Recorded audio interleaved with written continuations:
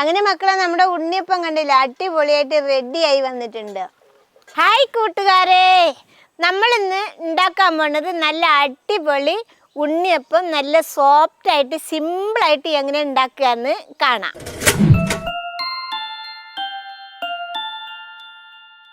അതിനു വേണ്ടി ഞാൻ 2 കപ്പ് പച്ചരി 2 മണിക്കൂർ വെള്ളത്തിലിട്ട് കുതിർത്തി വെച്ചിട്ടുണ്ട്. ഈ അരി നമുക്കിനി വെള്ളത്തിൽ നിന്ന് ഊറ്റി വാരാൻ വേണ്ടിയിട്ട് വെക്കാം. ഞാനിത് ഇതിലാണ് ഊറ്റി വെക്കാൻ പോണത്. ഇതിൻ്റെ വെള്ളമൊക്കെ നന്നായിട്ട് വാർന്നു പോകണം കേട്ടോ. ഇനി അരി ഇവിടെ ഇരുന്നിട്ട് നന്നായിട്ട് വെള്ളമൊക്കെ വാർന്നു വരട്ടെ. ആ സമയം കൊണ്ട് നമുക്ക് ഇതിന് വേണ്ട ശർക്കര ഉരുക്കിയെടുക്കാം. അതിന് വേണ്ടിയിട്ട് ഞാനൊരു ചീനിച്ചട്ടിയാണ് അടുപ്പത്ത് വെക്കുന്നത്. അതിലേക്ക് ഞാൻ 1.5 കപ്പ് ശർക്കര പൊടിച്ചിട്ടാണ് ഇട്ട് കൊടുക്കുന്നത്. പൊടിക്കുന്നതിൻ്റെ മുന്നേ 5 വല്ലം ശർക്കരയാണിത് കേട്ടോ. ഇനി നമുക്കിതിലൊരു 1/2 കപ്പ് വെള്ളം ഒഴിച്ചു കൊടുക്കാം. ഇനി നമുക്ക് അടുപ്പൊന്ന് കത്തിച്ചിട്ട് നന്നായിട്ട് ഉരുക്കിയെടുക്കാം. നമ്മുടെ ശർക്കര ഒന്ന് തിളച്ച് വന്നിട്ടുണ്ട്. നമുക്കിനി ഒന്നിത് ഇളക്കി കൊടുക്കാം. അപ്പം മക്കളെ, നമ്മുടെ ശർക്കരയൊക്കെ നന്നായിട്ട് കണ്ടില്ല, അലിഞ്ഞു വന്നിട്ടുണ്ട്. ഇനി നമുക്കിത് തരിച്ചിട്ടൊരു പാത്രത്തിലേക്ക് ഒഴിക്കാം. തരിക്കണ എന്തിനാന്ന് ചോദിച്ചാൽ കരട് എന്തെങ്കിലും ഉണ്ടെങ്കിൽ പോവാൻ വേണ്ടിയിട്ടാണ് കേട്ടോ. ഇനി ഇതെവിടെ നിന്ന് നന്നായിട്ടൊന്ന് ചൂടാറി വരട്ടെ. ഇപ്പം നമ്മുടെ ശർക്കര പാനി നന്നായിട്ട് ചൂടാറിയിട്ടുണ്ട് കേട്ടോ. ഇനി നമുക്ക് ഈ വാരാൻ വെച്ച അരിനെ ഒരു ജാറിലേക്ക് ഇട്ട് കൊടുക്കാം.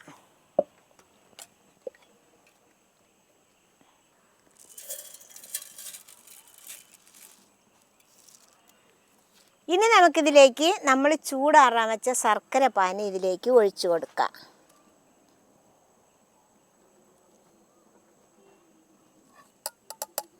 ഇനി ഇതിനെ നമുക്ക് നന്നായിട്ട് അരച്ചു കൊണ്ടുവരാം. അങ്ങനെ ഇത് കണ്ട മക്കളെ, മാവ് നന്നായിട്ട് അരച്ചു കൊണ്ടുവന്നിട്ടുണ്ട്, കണ്ടില്ലേ. ഇനി നമുക്കിതിലേക്ക് പഴം ഇടണം. ഞാനിവിടെ ചെറിയ പഴം ആയ കാരണം 4 ചെറുപഴം ഇടുന്നുണ്ട്. എന്ന് വെച്ചാൽ പാഴയും കൂടാൻ പഴമാണ്. കുറച്ച് വലിപ്പമുള്ള പഴമാണെങ്കിൽ 3 എണ്ണമൊക്കെ ഇട്ടാൽ മതി കേട്ടോ. ഇത് ചെറിയ പഴം കാരണമാണ് ഞാൻ 4 എണ്ണം ഇടുന്നത്.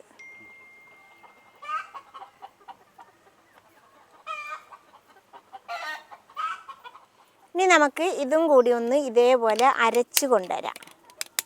മക്കളെ, പഴം എടുക്കുമ്പോൾ മസൂരി പഴം മാത്രമേ എടുക്കാൻ പാടുള്ളൂ കേട്ടോ.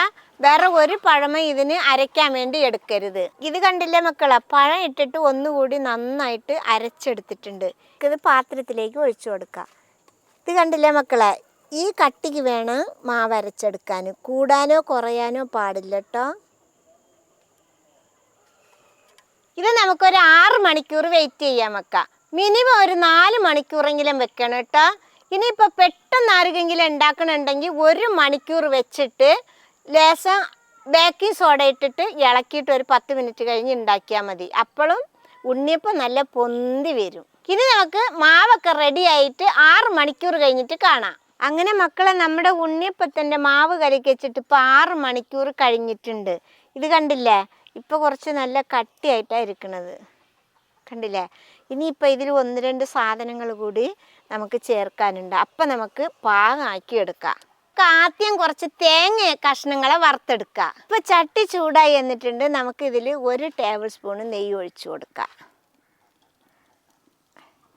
ഈ നെയ്യിലാണ് നമ്മൾ തേങ്ങ വറുക്കുന്നത്. നെയ്യ് അങ്ങോട്ട് ചൂടായി വന്നാൽ ഞാൻ കുറച്ച് തേങ്ങ കഷ്ണങ്ങളാക്കി വെച്ചിട്ടുണ്ട്. അത് ഇതിലേക്കിട്ട് വറുത്തെടുക്കാം. ഈ തേങ്ങ ഒരു ബ്രൗൺ കളറായി വരട്ടെ കേട്ടോ മക്കളെ. ഇത് കണ്ടില്ലേ മക്കളെ, നമ്മുടെ തേങ്ങ ഒരു ഗോൾഡൻ കളറായി വന്നിട്ടുണ്ട്. ഇനി നമുക്ക് നെയ്യൊക്കെ വാർത്തിട്ട് കോരി അങ്ങ് എടുക്കാം. ചൂടോടെ അതിലിട്ട് കൊടുക്കണ്ട കേട്ടോ. ഇവിടെ ഇരുന്ന് നല്ല ചൂടാറട്ടെ, എന്നിട്ട് ഇട്ട് കൊടുത്താൽ മതി. ഇനി നമുക്ക് ഈ മാവിലേക്ക് നമ്മൾ വറുത്ത് വെച്ച തേങ്ങ ചൂടാറിയിട്ടുണ്ട്, അത് ഇതിലേക്ക് ഇട്ട് കൊടുക്കാം. ഇനി അതിൻ്റെ കൂടെ തന്നെ 1 ടീസ്പൂണ് ചെറിയ ജീരകം ഒന്ന് ചതച്ചതാണ്, അതിട്ട് കൊടുക്കുക. അതിൻ്റെ കൂടെ തന്നെ ഒരു 4 ഏലക്കയുടെ പൊടിയും കൂടി ഇട്ട് കൊടുക്കുക. ഏലക്കയുടെ പൊടി ഇല്ലെങ്കിൽ നമ്മൾ അരി അരയ്ക്കുമല്ലോ, അതിലൊരു 4 ഏലക്ക ഇട്ട് കൊടുത്താലും മതി. അത് അതിൽ കിടന്ന് അരഞ്ഞോളൂ കേട്ടോ. ഇനി നമുക്കിതിലൊരു നുള്ളു ഉപ്പിട്ട് കൊടുക്കാം. അപ്പം എന്തുണ്ട് വെച്ചിട്ടാ അതിൻ്റെ മധുരം ഒക്കെപ്പാടെ ബാലൻസായി നല്ല സൂപ്പറായിട്ട് വരും. ഇനി നമുക്കിതൊക്കെ പാടെ ഒന്ന് നന്നായിട്ട് മിക്സാക്കി എടുക്കാം.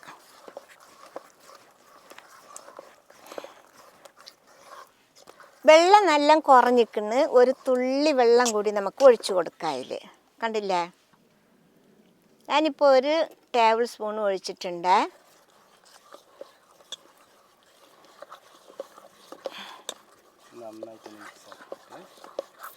നന്നായിട്ടൊന്ന് മിക്സാക്കിയിട്ട് പാകം നോക്കാം. കണ്ടില്ലേ, ഇതാ ഒരു സ്പൂണും കൂടി ഒഴിച്ചു കൊടുക്കാം വെള്ളം.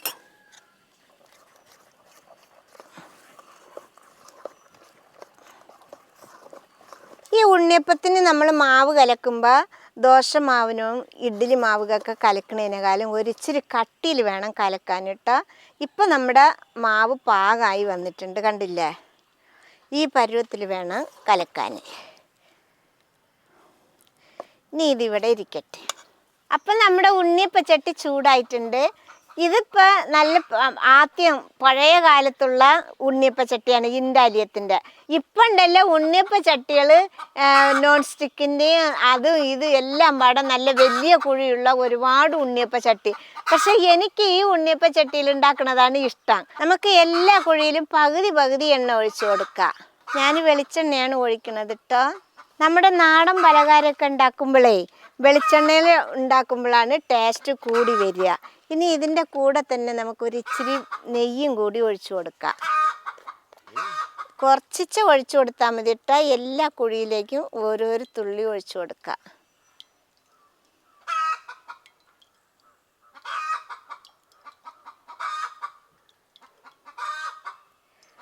ഇനി എണ്ണ ഒന്ന് ചൂടായി വരട്ടെ.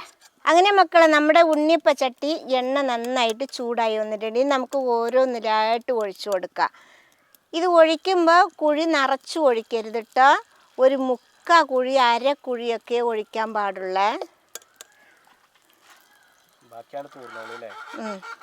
ബാക്കി അത് പൊന്തി വരുമ്പോൾ അതിന് ക്യാപ്പ് വേണ്ടേ. തീ വെക്കുമ്പോൾ ഒരു മീഡിയം ലെവലിൽ തീ വെച്ചിട്ട് വേണം ഇത് ഉണ്ടാക്കിയെടുക്കാൻ, അല്ലെങ്കിൽ ഉണ്ണിയപ്പത്തിൻ്റെ അടി കരിഞ്ഞു പോകും കേട്ടോ. ഉണ്ണിയപ്പം കണ്ടില്ലേ പൊന്തി വരുന്നത്, അതാണ് പറഞ്ഞത് നിറച്ചു ഒഴിക്കരുതെന്ന്. ഉണ്ണിയപ്പം ഉണ്ടാക്കുമ്പോൾ വല്ലാതെ മുരിയാൻ നിൽക്കരുത്. അപ്പം നമ്മൾ കഴിക്കുമ്പോൾ നല്ല കട്ടിയായിട്ടിരിക്കും. അതുകൊണ്ട് കുറച്ച് കളറായ അപ്പം തന്നെ ഇതേപോലെ മറിച്ചിടണം കേട്ടോ. നമ്മുടെ ഉണ്ണിയപ്പം ചെറിയ ഉണ്ണിയപ്പങ്ങളാട്ടോ. അതെന്താണെന്ന് ചോദിച്ചാൽ നമ്മുടെ ഉണ്ണിയപ്പച്ചട്ടി ചെറുതാണ്.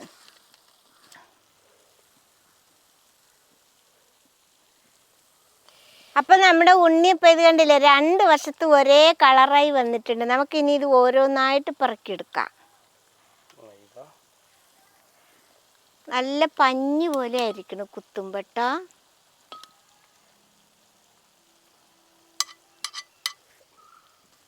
ഇതേപോലെ നമുക്ക് എല്ലാ ഉണ്ണിയപ്പവും പൊരിച്ചെടുക്കാം. അടുത്തതും കൂടി നമുക്ക് ഒഴിച്ചു കൊടുക്കാം.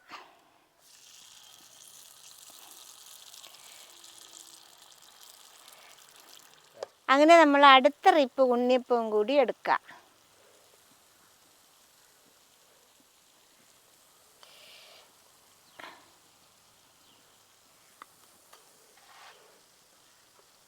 അങ്ങനെ മക്കളെ, നമ്മുടെ ഉണ്ണിയപ്പം കണ്ടില്ല, അടിപൊളിയായിട്ട് റെഡിയായി വന്നിട്ടുണ്ട്.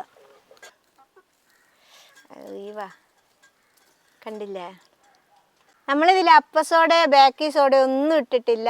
എന്നിട്ടും കണ്ടില്ലേ മക്കളെ, നമ്മുടെ ഉണ്ണിയപ്പം പൊള്ളി വന്നിക്കണത്. മക്കളെ, ഈ മാവ് കുഴച്ച് വെച്ച് കഴിഞ്ഞാൽ ഈ ഉണ്ണിയപ്പം നല്ല സിമ്പിളായിട്ട് വേഗം ഉണ്ടാക്കി കഴിയും. ഇനി ഇതിനേക്കാളും നിങ്ങൾക്ക് സിമ്പിളായിട്ട് ഉണ്ടാക്കുന്ന വീഡിയോ ഞാൻ ഇതിൻ്റെ താഴത്ത് വിട്ടിട്ടുണ്ട്. അത് പോയി കണ്ടാലും അത് ഉണ്ണിയപ്പമാണ്. ഇതിനേക്കാളും സിമ്പിളായിട്ട് ഉണ്ടാക്കാൻ പറ്റുന്നതാണ്. അപ്പം എല്ലാവരും ഇതേപോലെ ഒരു പ്രാവശ്യമെങ്കിലും ഉണ്ടാക്കി നോക്കണം. അപ്പുറത്തുള്ള ഉണ്ണിയപ്പം നോക്കണം, ഇത് നോക്കണം. രണ്ടിൽ ഏതാണ് നിങ്ങൾക്ക് എളുപ്പം ഉണ്ടാക്കാൻ പറ്റുന്ന വെച്ചാൽ ഉണ്ടാക്കി നോക്കണം. ഉണ്ടാക്കി നോക്കിയിട്ട് കമൻറ്റിൽ എഴുതി അറിയിക്കണം. ഇഷ്ടപ്പെട്ടാൽ സബ്സ്ക്രൈബ് ചെയ്യുക, ലൈക്ക് ചെയ്യുക, ഷെയർ ചെയ്യുക, കമൻറ്റ് ചെയ്യുക. മക്കളെ ഫോളോ ചെയ്യാനും കൂടി മറക്കരുതേ.